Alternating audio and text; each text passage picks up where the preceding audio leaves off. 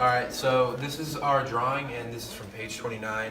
It's where we first meet the alien, and basically we drew the scenery in the background, the woods, and we drew the alien with dark skin color and very dark eyes, drooling and stuff. It's basically, we tried to draw the alien as accurate as possible from the book. Alright, and we use this quote because it explains the look of the Martian and the environment that the Martian's in, so that's why we drew the trees and then filled in the alien with the dark skin and the dark colored eyes, because it basically explains the look of the Martian. So this drawing represents page 35, where this is what happened, and essentially what is happening in this part is the hole appeared. We have the lizard-like thing alien coming out of the hole, and the 30 bright green puffs of smoke in the dark sky. And our quotes here basically just summarizes it's from what happened. Just explains what's going on in this entire scene.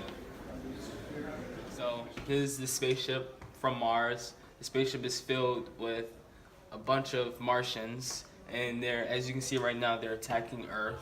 And one of the descriptions from the book is, it was sweeping round swiftly and steadily, this flaming death, this invisible, inevitable sword of heat.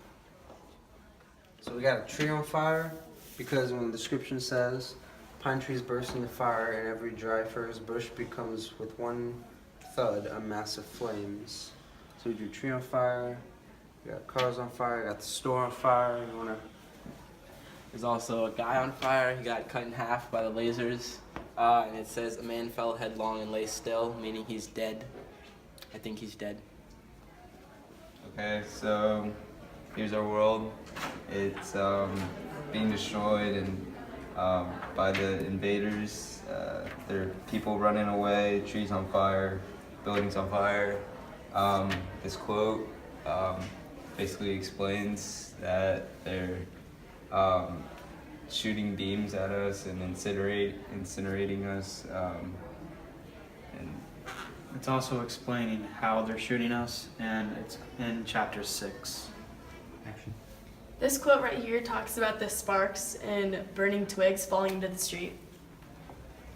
And this quote over here talks about how the lady and her son were trampled and killed from the people that were coming down the road. This quote talks about how the people were running from the aliens, forming herds of people like in panic, and even the policeman was freaking out, clutching his head and screaming. Okay, so what we have here is the final scene from what Mr. Harden gave us, and so this is after the aliens have started, or Martians have started a rampage and starting to kill people. This is kind of afterwards, kind of the, it's really slow in this one. So what we got is we have the cylinder here where the Martians are working tirelessly towards whatever they're trying to do. And we have our narrator who's just kind of walking along. Beforehand he actually went home and like took a bath. So here you can kind of see the city behind here. He's kind of walking just along here, and you have the cylinder, and you have a nice little tree. It's sort of next to the train station. Leading up to what we depicted in the picture here, the Martians landed on Earth and they got out and started firing up the heat ray. And the heat ray was basically a big laser beam that was incinerating every object in its path, including people. So basically what's happening in the picture is this is a college that's getting destroyed by the heat ray, and here's a tree that's like smoking, and here's the sun, and there are people running away. That's pretty much it. So we have 3 quotes on here. I had my wife stood amazed, so there's the little guy and his wife. It's very well drawn. This is the one that says that the college is being destroyed by the heat ray. And this one says, through the smoke that they can see through the trees, the sun looks red and it's beaming down through the heat ray. And that was the scene we had. Alright, so here we have a large storm behind him with the green fire shining down on him.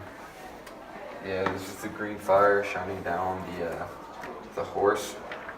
It says, even as Even as I beheld this lurid green glare lit the road about me and showed the distant woods towards the Addlestone. Then these are the distant woods that were just described, and then Addlestone would be somewhere down here.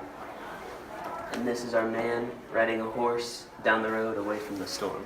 And then it also, in the last part of the quote, it describes the third meteor as it falls down out of the sky into a field to his left.